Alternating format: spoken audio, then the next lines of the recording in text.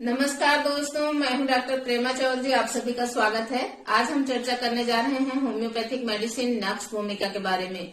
दोस्तों, नक्स भूमिका जो है वो होम्योपैथी में बहुत ही महत्वपूर्ण स्थान रखती है। नक्स भूमिका के बिना कोई भी होम्योपैथ अपनी क्लिनिक नहीं चला सकता है। नक्स भूमिका एक पॉलीक्रेस रेमेडी है और होम्योपैथिक मलेरिया मेडिका में से सबसे ज्यादा प्रिस्क्राइब की जाने वाली मेडिसिन में से एक है। नक्स भूमिका पॉलीक्रेस्ट है कहने का अर्थ यह है कि नक्स भूमिका मेडिसिन अगर हम इसके सही कॉन्स्टिट्यूशन और सही लक्षणों के अनुसार देते हैं तो ये एक नहीं अनेक बीमारियों को ठीक करने का सामर्थ्य रखती है। नक्स भूमिका को डेप्थ में समझना हर होम्योपैथ के लिए, हर होम्योपैथिक स्टूडेंट के लिए बहुत ही जरूरी है।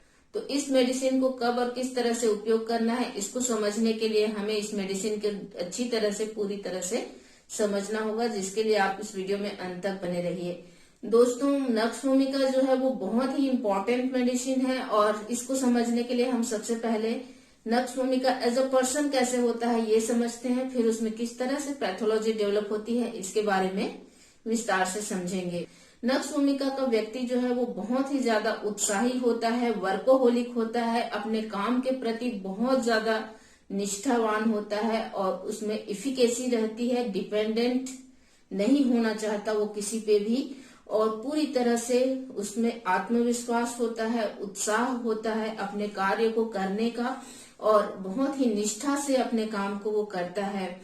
काम को और कंपटीशन को वो इतना ज्यादा तवज्जो देता है कि वो अपने हेल्थ को दरकिनार कर देता है। उसकी हेल्थ जो है उसके काम के सामने उसके लिए इम्पोर्टेंस नहीं रखती है और इसी तरह से उसका सेहत जो है वो बिगड़ना चालू हो जाता है। इस भूमिका को आधुनिक युग की मेडिसिन भी कहा जाता है क्योंकि इसमें जिस तरह की काम की आपाधापी रहती है और फिजिकल एक्टिविटी कम और मेंटल स्ट्रेस ज्यादा होता है, वो आजकल के जीवन में आम बात है और बहुत सारे लोगों में इस तरह का देखा जाता है। तो नक्स भूमिका का जो पर्सन होता है वो मेंटल वर्कर होता है, बहुत ज्यादा मानसिक कार्य उसको होता है, फिर चाहे वो स्टूडेंट हो या फिर ऑफिस वर्क हो, बहुत ज्यादा काम का प्रेशर रहता है, बिजनेस का प्रेशर और उसकी चिंताएं उसको परेशान करती हैं और इन सब परेशानियों के साथ ही धीरे धीरे उसमें कुछ बुरी आदतें पड़ जाती हैं जिनकी वजह से पैथोलॉजी जो है वो डेवलप होती है। नक्स भूमिका का व्यक्ति जो है बहुत ज्यादा मेंटल वर्क करता है और दिन भर काम करता रहता है, इवन लेट आवर्स तक काम करता है, जिसकी वजह से उसके खाने पीने की, सोने की, इन सब की दिनचर्या जो है वो अव्यवस्थित हो जाती है। वो अपने लक्ष्य को पाने के लिए एकदम से दृढ़ संकल्पित होता है और चाहता है कि उसके सहयोगी भी काम को उतना ही सीरियसली लें और वर्क एथिक्स को उसी तरह से माने जैसे कि वो मानता है, और वो बहुत ज्यादा काम करता है। पूरा टाइम उसका मेंटल वर्क लगा रहता है, बहुत ज्यादा मानसिक कार्य करते करते खुद को स्टिमुलेट रखने के लिए कुछ स्टिमुलेंट्स का उपयोग करना फिर चालू कर देता है। जैसे कुछ नशीली चीजें हैं, जैसे सिगरेट स्मोकिंग, या कुछ लोग अल्कोहल भी ले लेते हैं। ये बार बार करने लगता है, बार बार चाय कॉफी पीने लगता है, कोल्ड ड्रिंक्स वगैरह पीने लगता है। तो इस तरह से स्टिमुलेंट्स लेना चालू कर देता है। खाना खाने का उसका कोई फिक्स टाइमिंग नहीं रहता है, ऑफिस में स्पाइसी चीजें ही मंगा के खाने लग जाता है, उसको स्पाइसी चीजें पसंद होती हैं तो ज्यादा मिर्च मसालेदार खुशबूदार चीजें जो है ज्यादा खाने लगता है।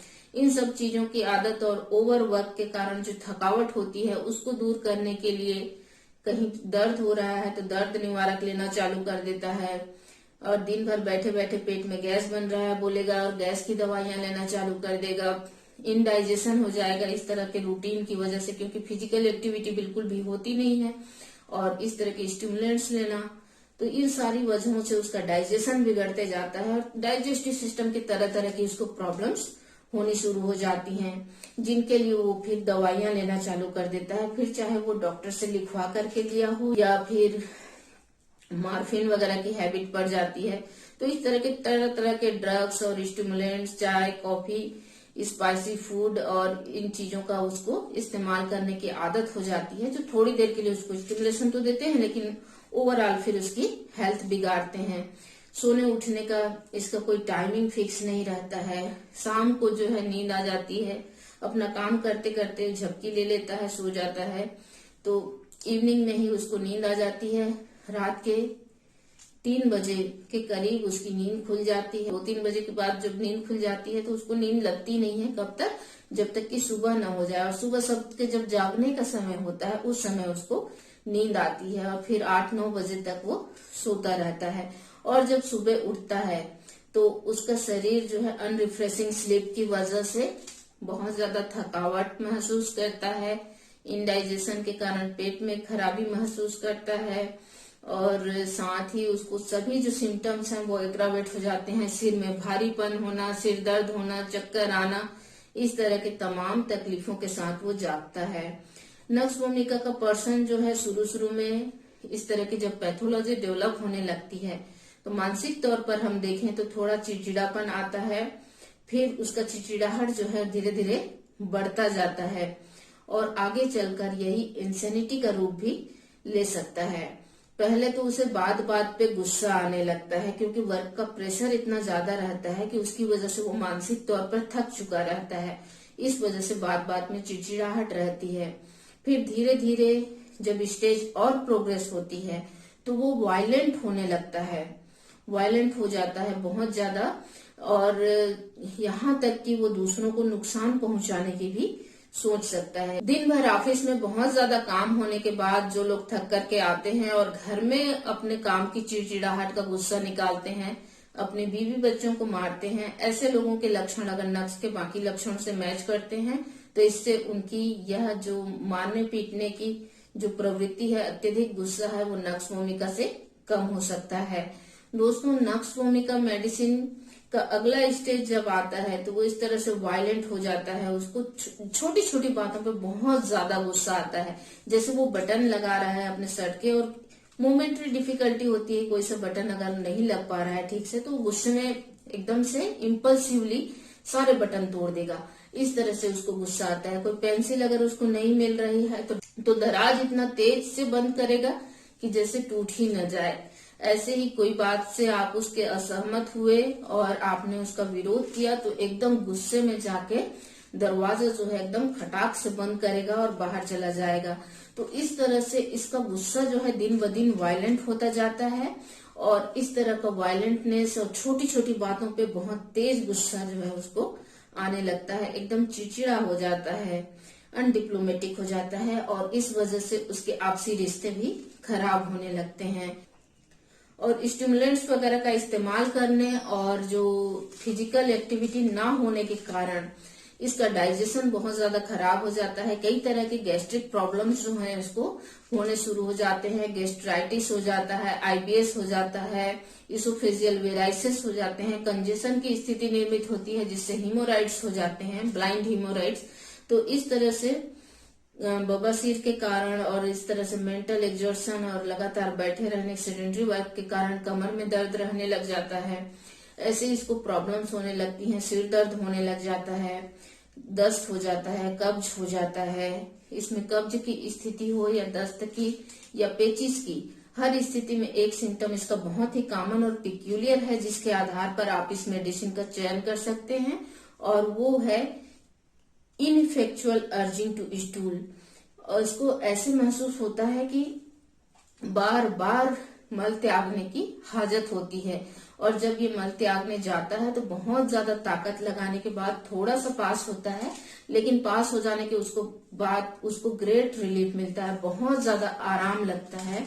लेकिन थोड़े ही देर बाद उसको फिर से इसी तरह से हाजत होती है जैसे कि पेट पूरा साफ नहीं हुआ हो और फिर से जाने पर फिर से थोड़ा सा होगा।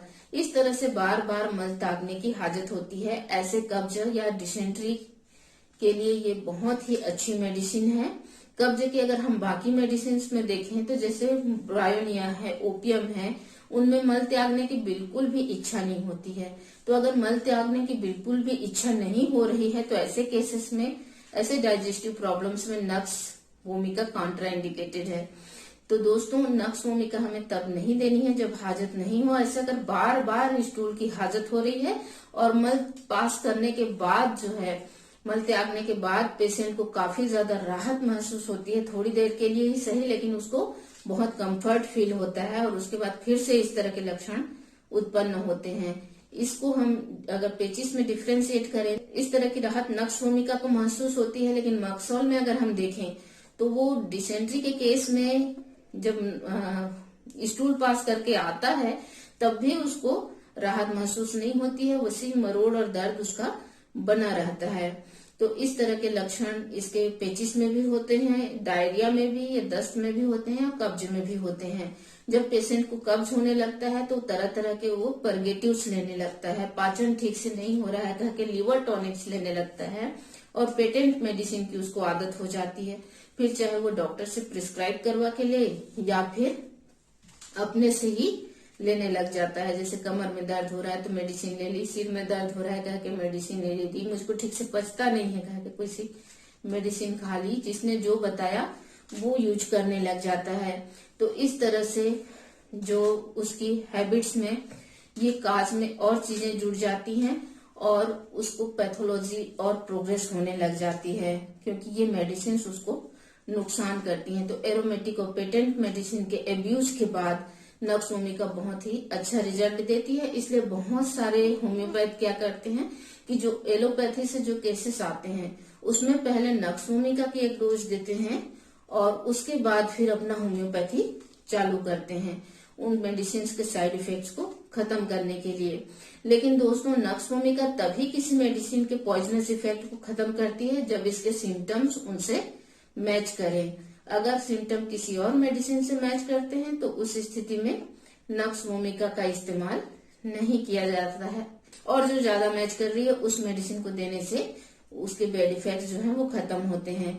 यानी आप हर केस में आंख मूंद करके नक्श भूमिका को एंटीडोट की तरह यूज नहीं कर सकते हैं।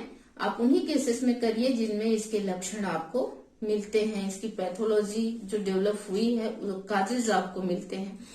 तो इस तरह से अगर ओवरऑल नक्श भूमिका मेडिसिन निकल करके आती है सिमिलिमम के तौर पे, तभी ये जो है दूसरी मेडिसिन के बैड इफेक्ट्स को खत्म करती है। क्योंकि प्रूविंग में देखा गया है कि इस तरह का जो रूटीन होता है और इस तरह के जो एडिक्शंस होते हैं उसके बाद नक्श भूमिका की प्रूविंग में जिस तरह के लक्षण उत्पन्न हुए थे वैसे लक्षण ज्यादातर दिखाई देते हैं, इसलिए ज्यादातर डॉक्टर्स जो है ऐसा करते हैं। तो दोस्तों ये एक बहुत ही अच्छी एंटीडोट मेडिसिन है अगर इसके लक्षण मैच करें तो।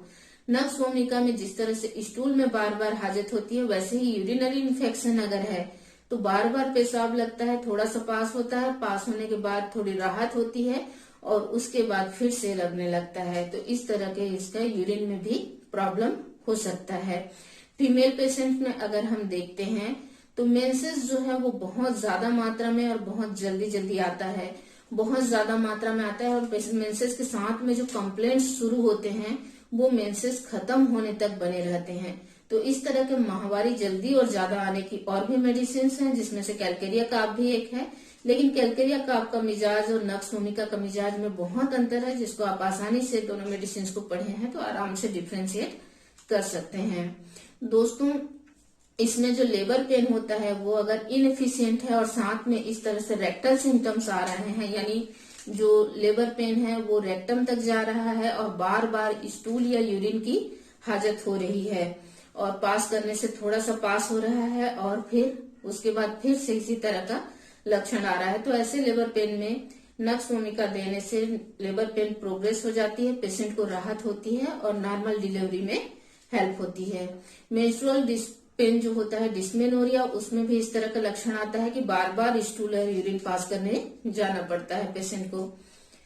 तो ये तो हुए इसके मेंस्ट्रुअल सिम्टम। अगर इसके हम मानसिक लक्षणों में देखते हैं तो पहले जैसे मैंने बताया कि चिड़चिड़ाहट से शुरू होता है, छोटी छोटी बातों पे फिर ज्यादा गुस्सा आने लगता है, फिर ये लोगों को हिट भी करने लगता है और जो ना सिर्फ अपने बीवी बच्चों या दूसरे लोगों को मारता है बल्कि ये अपने खुद के लिए भी खतरनाक हो जाता है। यानी जो वायलेंटनेस है वो सिर्फ दूसरों के लिए नहीं, सेल्फ के लिए भी होता है।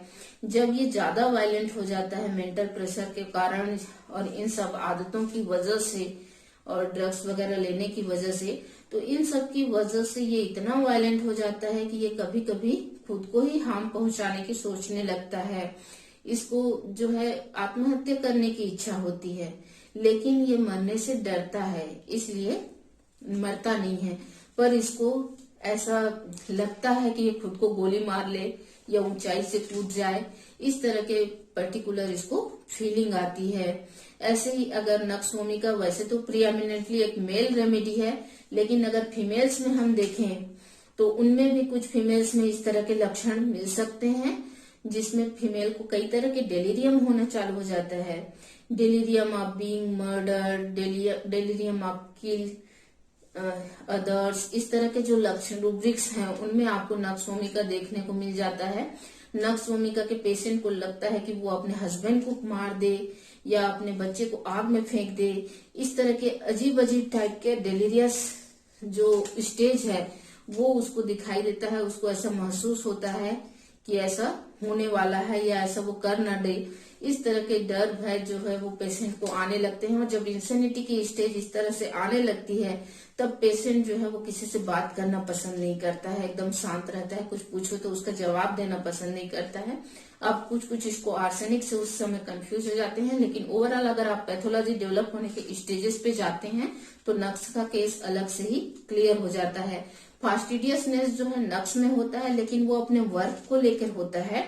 फास्टिडियस मेडिसिन में से आपको ये नक्स देखने को मिलता है, लेकिन वो उसकी नॉन पैथोलॉजिकल स्टेज में है। यानी नक्स एज अ पर्सन फास्टिडियस होता है अपने वर्क की इफिकेसी को लेकर के, लेकिन जो आर्सेनिक का फास्टिडियसनेस है वो कंप्लीटली न्यूरोटिक होता है। पागलपन की स्थिति में वो एक्स्ट्रा क्लींजीनेस के बारे में बहुत ज्यादा सोचता है और जरूरत से ज्यादा साफ सफाई पर ध्यान देने लगता है। नेट्रोम्यूर की अगर हम फास्टिडियसनेस को देखें तो वो पंक्चुअलिटी को लेकर रहता है कि टाइम से जाना और हर चीज को करना।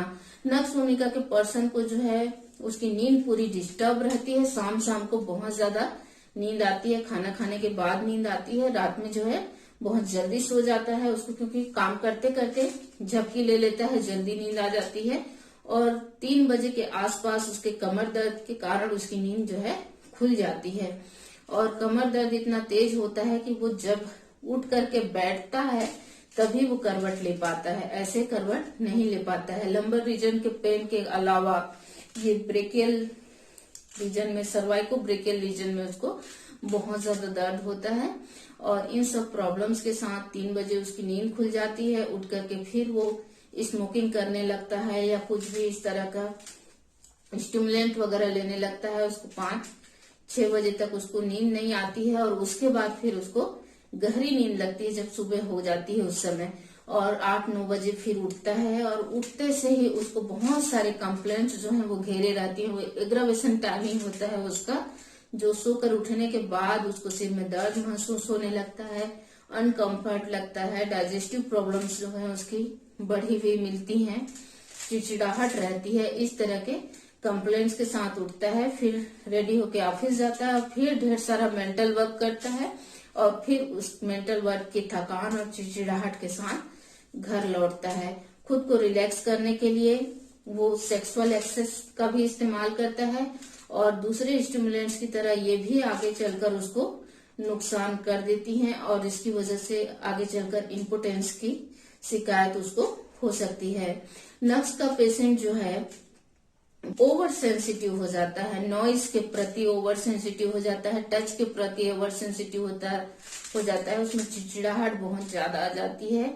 जरा सा कोई आवाज कर रहा है तो उसकी वजह से उसको बर्दाश्त नहीं होता है। कोई गाना गा रहा है इवन तो उसको बर्दाश्त नहीं हो सकता है, चिल्ला के बोल देता है कि तुम चुप नहीं रह सकते थोड़ी देर। और एकदम इस तरह से चिड़चिड़ाहट उसको बहुत ज्यादा हो जाती है। जरा सा टच से ही उसको कन्वल्जन्स भी आ जाते हैं। इस तरह का जब नर्व्स में स्टिमुलेशन के प्रति ज्यादा सेंसिटिवनेस हो जाता है तो ऐसे सिम्टम्स भी आते हैं। न्यूरल्जिक पेन रहता है, सिर में काफी दर्द रहता है जो ओपन एयर में और ज्यादा बढ़ जाता है पल्सटिला के अपोजिट। और इस तरह का न्यूरल्जिक पेन जो सिर में रहता है वो बहुत ज्यादा बढ़ जाता है ओवर एक्सर्शन के बाद, माने मेंटल एक्सर्शन के बाद उसको सिर में दर्द होने लगता है। खाना खाने के बाद एग्रावेट हो जाता है, या फिर जो है सुबह के समय सोकर उठने के बाद उसको इस तरह का सिर में दर्द रहता है। अल्कोहल वगैरह लेने के बाद इस तरह का सिर में दर्द रहता है। तो ऐसे लोगों के सिर दर्द के लिए ये बहुत ही अच्छी मेडिसिन है। इस ये बहुत ज्यादा चिली पेशेंट होता है, बहुत ज्यादा ठंड महसूस होती है, इसको सर्दी जो है लग जाती है आसानी से, जैसे पसीने में है और अचानक से ठंडे कमरे में बैठ गया तो इसको सर्दी लग जाती है। खास सर्दी का लक्षण ये होता है कि इसकी सर्दी जो होती है वो अगर बाहर में है तो नाक उसका बंद हो जाता है, कमरे के अंदर जो है नाक बहने लगता है, या फिर जो है दिन के समय नाक फ्लुएंटली बहता है लेकिन रात को नाक बंद हो जाता है। तो इस तरह के केसेस में जब पसीने से आने के बाद ठंडे रूम में बैठ जाए तो उसकी वजह से इस तरह की अगर सर्दी हो जाती है तो उसमें नक्स भूमिका जो है वो अच्छा काम करती है। पार्टी वगैरह में ज्यादा खा लेने के बाद अगर बहुत ज्यादा अनइजीनेस लग रहा है, मितली सी लग रही है, बहुत ज्यादा जो है उबकाई के साथ में उल्टी आ रही है, पेशेंट को ऐसा लगता है कि अगर वो उल्टी कर ले एक बार तो सब ठीक हो जाएगा, तो इस तरह के अगर फीलिंग के साथ में अनइजीनेस हो रहा है तो ऐसे केसेस में, ऐसे एब्डोमिनल डिस्कम्फर्ट के लिए जो है नक्स भूमिका बहुत ही अच्छी मेडिसिन है। इसकी एक खुराक से इस तरह का डिस्कम्फर्ट, ओवर ईटिंग की वजह से, ज्यादा मसालेदार चीजें खाने की वजह से जो परेशानी होती है उसमें तुरंत राहत जो है मिल जाती है। नक्स भूमिका के पेशेंट को खाने के 1 घंटे बाद जो है या 1 या 2 घंटे बाद उसको बहुत ज्यादा हैवीनेस फील होता है, पेट में स्टोनी हार्डनेस फील होता है, जैसे को कोई पत्थर रखा हो। इस तरह का लक्षण अगर खाने के 1-2 घंटे बाद पेशेंट को फील होता है तो नक्स भूमिका उसकी मेडिसिन है। और इमीडिएटली आफ्टर ईटिंग अगर फील होता है तो उसके लिए नक्स मॉस्केटा और काली बाइक्रोम अच्छी मेडिसिन है। दोस्तों, इसके साथ ही डायरिया, डिसेंट्री, कॉन्स्टिपेशन, इन सब के बारे में तो हमने देख ही लिया।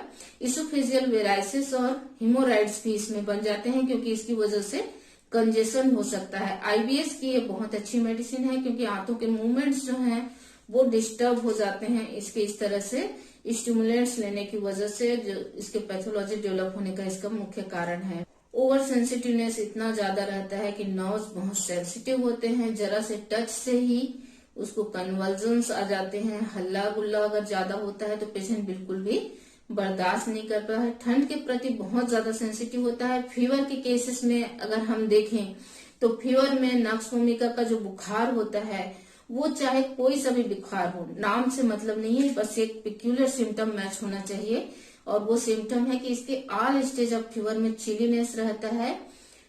बिना चिलीनेस फील किए हुए इसको आप अनकवर नहीं कर सकते हैं। जैसे ही आप उसकी कवरिंग हटाएंगे उसको बहुत ज्यादा ठंड लगती है, शरीर एकदम तमतमाया हुआ रहता है, बहुत गर्म रहता है, एकदम हॉट, बर्निंग हॉट रहता है स्किन, लेकिन इसके बावजूद पेशेंट जो है वो चिलीनेस महसूस करता है, बहुत ज्यादा ठंड महसूस करता है। तो इस तरह का लक्षण है तो बुखार का नाम चाहे कोई सा भी हो, आप उस केसेस में नक्स भूमिका दे करके सक्सेसफुली उसको ठीक कर सकते हैं। होम्योपैथी से संबंधित सभी जानकारी के लिए सब्सक्राइब बटन को दबा लें, साथ ही बेल आइकन को भी प्रेस कर दीजिए। उम्मीद है आपको यह वीडियो अच्छा लगा होगा। अगर अच्छा लगा है तो लाइक करना मत भूलिएगा। और दोस्तों, आप में से बहुत सारे लोग ऐसे हैं जिन्होंने मेरे चैनल को सब्सक्राइब नहीं किया है। मैं यहाँ अच्छी जानकारी आपको होम्योपैथी और हेल्थ से रिलेटेड देती रहती हूँ, तो उसके लिए आप मेरे चैनल को सब्सक्राइब कर लीजिए और साथ ही बेल आइकन को प्रेस कर दीजिए, जिससे कि आपको मेरे आने वाली वीडियोस के नोटिफिकेशन मिल सके। धन्यवाद।